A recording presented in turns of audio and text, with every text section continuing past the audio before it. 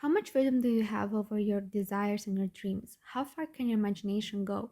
How committed are you to your dreams, and how much do you believe you can actually achieve them? Although you might have a positive answer to all of the questions above, according to Byung Chul Han's perspective, these positive answers won't guarantee you succeed. Not because you don't have the right skills or qualities, but because your hope of doing so has been hyperbolized by society and therefore lost its meaning. A similar view is presented by yoongi in Strange featuring RM, where he states, with dreams at its collateral, the capitalism injects the morphine called hope. Today I wanted to explore this lyric from the perspective of the philosophy of Byung-Chul Han, who in the short book Burnt Out Society, which Namjoon also posted in a photo dump on his Instagram, he analyzed the dynamics of the self in an achievement society. In order to set the ground, let's go over some simple definitions. The superego is the image of yourself that you think society expects from you, what is socially accepted and expected from you.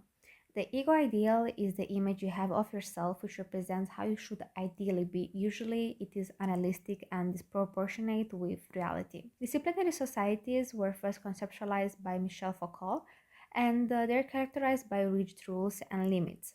While overachieving societies basically define our current society, which is characteristic extreme positivity with the slogan "Nothing is impossible." Byung-Chul Han states that disciplinary societies create criminals while achievement societies create losers. If in disciplinary societies it is expected for normal people of society to operate based on their superegos, in overachieving societies the subjects operate on their ego ideal. If the superego has too many boundaries, then the ego ideal has none. Therefore, you operate on the principle that you can do anything and everything. The subject in an overachieving society operates on out-exploitation, but believing that he is entirely driven by hope. The ego ideal sells the idea of infinite freedom, which creates an ideal you can never achieve, instrumentalizing your potential, desires, and aspirations against yourself, creating a gap between who you are and who you think you should be, producing self directed hostility, which defines the depression of the 21st century. Now let's go back to the lyrics and interpret them based on the new definitions. With dreams at its collateral, the capitalism injects the morphine called hope. Capitalism, which defines an overachieving society where the subject is outexploited, injects a morphine or a numbing drug called hope, the idea of possibility, with dreams as its collateral.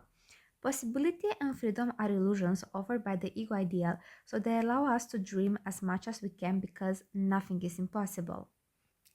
Capitalism, going hand in hand with a society where there is always something else to achieve, sells us the possibility of the impossible. Naturally, we dream for it. Capitalism further lures us into it with infinite promises. Naturally, we believe them and we hope for them. Hope makes us numb to external risk factors or failures, to objective signs of failures or lack of possibilities, because we can't give up in a society where nothing is impossible.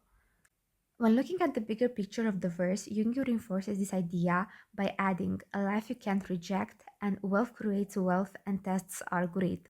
Therefore, he creates an image of the overachieving society where we are born into a life you maybe won't achieve, but neither can you reject it because either you are being capped in it or your greed is being tested. When your greed is being tested, it is given the illusion that you are escaping. But while you're doing what you can and while you're doing your act of escaping, wealth breeds more wealth. It creates another layer, and by the time you reach that layer you're trying to reach and escape, you are again in the same position you have been before. When looking at the message about dreams Yoongi has had in his lyrics, I believe the statement he makes in the song could be a strong argument for his encouragement that you don't have to have any dreams. It narrows down the gap from the ego ideal to ourselves and makes us question once again, what is my place in this world?